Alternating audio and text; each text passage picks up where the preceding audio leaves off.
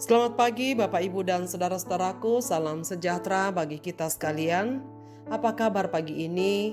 Harapan dan doa saya kita semua sudah bangun dengan sehat, penuh sukacita dan damai sejahtera dalam anugerah Tuhan kita Yesus Kristus.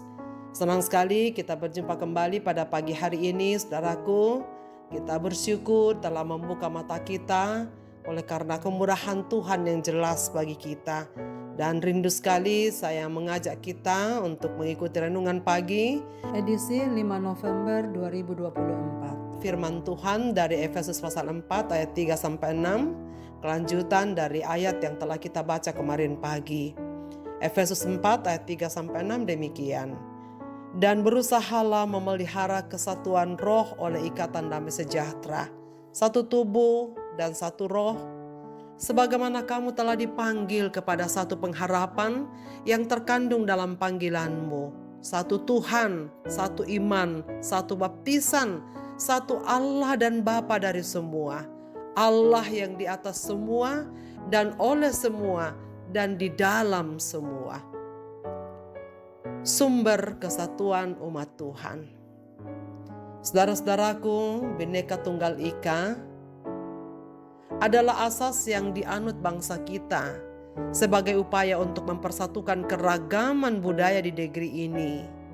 Indonesia kita ketahui terdiri dari banyak suku, dan menurut data dari Badan Pusat Statistik terdapat lebih dari 1.300 suku di Indonesia.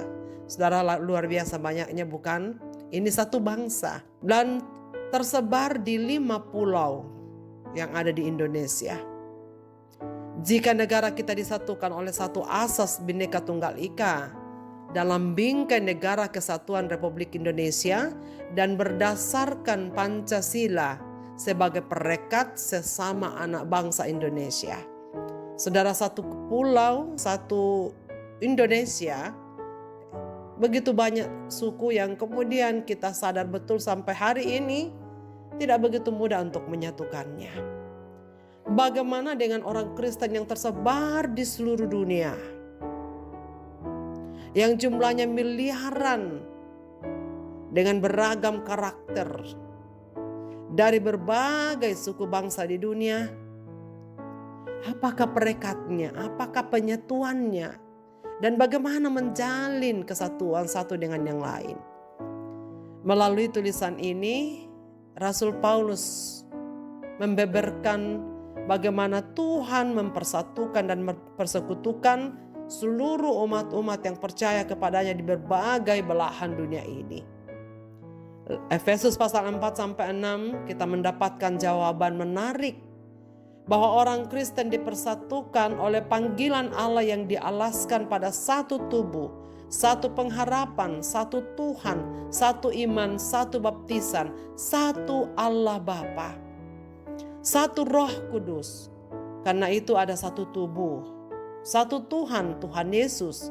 Karena itu ada satu pengharapan yang sama, satu iman dan satu baptisan, satu Allah dan Bapa. Dan karena itu hanya ada satu keluarga. Karena Allah cuma satu, maka gereja pun juga hanya satu. Saudara, jangan heran dalam 12 pengakuan iman rasuli yang setiap minggu kita ikrarkan, ada salah satunya tertuang gereja yang kudus dan am. Artinya gereja yang kudus dan satu.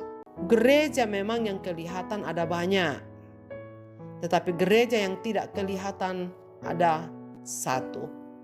Saudara-saudaraku, karena itulah Paulus menjelaskan bagaimana orang-orang Kristen hidup di dalam kesatuan.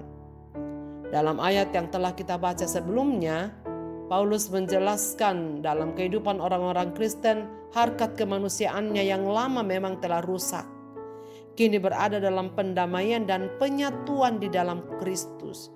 Jadi oleh karena karya Kristuslah semua manusia yang tersebar di berbagai penjuru dunia ini mengalami satu kesatuan roh, satu kesatuan iman, satu kesatuan tubuh, satu kesatuan menjadi keluarga anak-anak Allah. Jelaslah saudara sekalian bahwa seharusnya tidak ada perpecahan dalam gereja, karena itu bertentangan dengan panggilan Allah. Tidak ada perpecahan dalam keluarga Allah, sebab Allah yang menyatukan. Seharusnya tidak ada perpecahan dalam komunitas-komunitas orang Kristen dimanapun, bahkan sampai kepada keluarga kecil masing-masing, di mana hanya ada ayah, ibu, anak-anak, dan anggota keluarga yang lain. Karena bukan manusia yang memiliki kesatuan itu, tetapi Tuhanlah yang telah mempersatukan manusia di dalam komunitasnya masing-masing. Allah memanggil kita untuk menjadi satu, dan kesatuan itu harus dinyatakan dalam praktik kehidupan kita sehari-hari. Namun dalam kenyataannya, saudara sekalian, sulit sekali mencegah terjadinya konflik, terjadinya pertengkaran, terjadinya perpecahan di dalam komunitas dan persekutuan orang-orang percaya. Sebenarnya pemicu perpecahan tersebut adalah karena ketidakseriusan kita memahami arti panggilan Allah itu.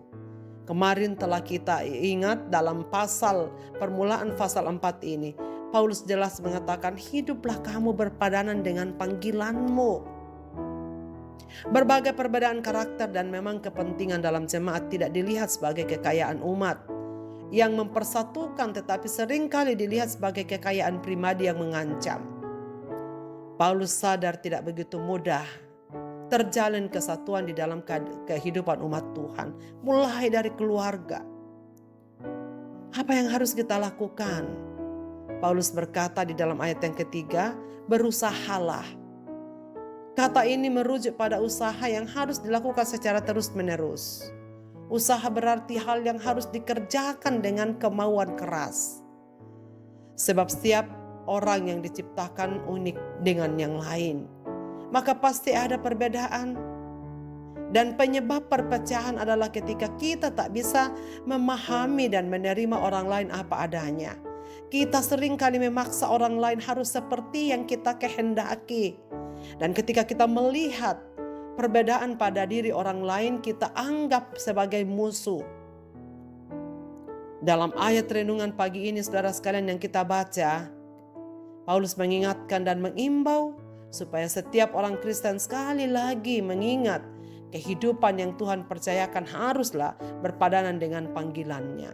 Artinya, orang Kristen harus menerapkan sikap rendah hati, lemah lembut, sabar, serta menunjukkan kasih setianya kepada sesama dalam menjalankan kehidupannya, baik dalam persekutuan komunitas gereja maupun di tengah-tengah keluarga dan masyarakat. Bisa dibayangkan saudara sekalian betapa indahnya kehidupan seperti ini, di mana ada kasih, di mana ada lemah lembut, di mana ada kerendahan hati, dan di mana ada kesabaran. Tanpa semua ini ada di dalam kehidupan orang percaya, saudara sekalian, akan jauh yang namanya kesatuan, jauh namanya kedamaian, jauh namanya kesejahteraan. Karena itu Paulus mengatakan, usahakanlah atau berjuanglah membangun kesatuan. Karena kesatuan itu walaupun Tuhan sudah persatukan kita, tetapi kita manusia yang tidak begitu mudah untuk diatur. Karena kita memiliki karakter hidup di dalam dosa. Dan karakter hidup di dalam dosa inilah yang harus terus-menerus diperangi. Dan bahasa yang dipergunakan oleh Paulus adalah usahakanlah dan berjuanglah membangun kesatuan dalam sikap yang rendah hati, lemah lembut, sabar, dan saling mengasihi satu dengan yang lain. Hal ini berarti bahwa musuh kesatuan adalah tidak adanya kerendahan hati sama satu dengan yang lain.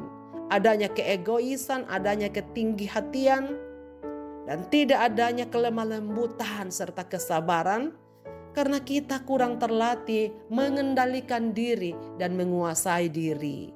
Dan salah satu buah roh dalam kehidupan orang percaya yang harus nyata adalah pengendalian diri. Saudara-saudaraku, sudahkah hidup kita mencerminkan perpadanan serasi dengan panggilan Allah sehingga Kristus terlihat nyata dalam hidup kita?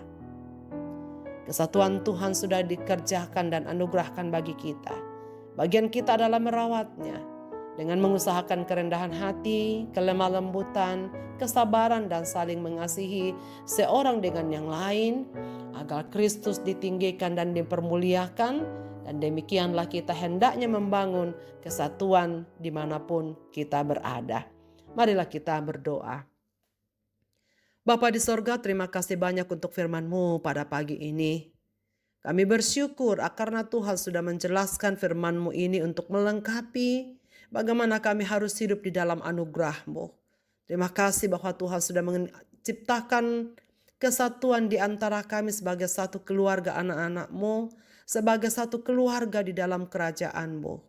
Ya Tuhan, tolonglah kami supaya kami mampu mengusahakan, berjuang dan merawat kesatuan yang Tuhan berikan. Dengan berjuang untuk melawan diri kami sendiri, mengendalikan diri kami sendiri dan menguasainya. Agar kami dapat bersikap rendah hati, sabar, lemah lembut, dan saling mengasihi satu dengan yang lain. Dimanapun umat-umat-Mu berada mendengarkan firman-Mu pada pagi ini, Tuhan tolonglah mereka. Supaya mereka dapat menerima firman-Mu pada pagi ini, kemudian menghidupinya, dan kami bersama-sama bertumbuh ke arah Kristus yang semakin berkenan kepadamu, ya Tuhan.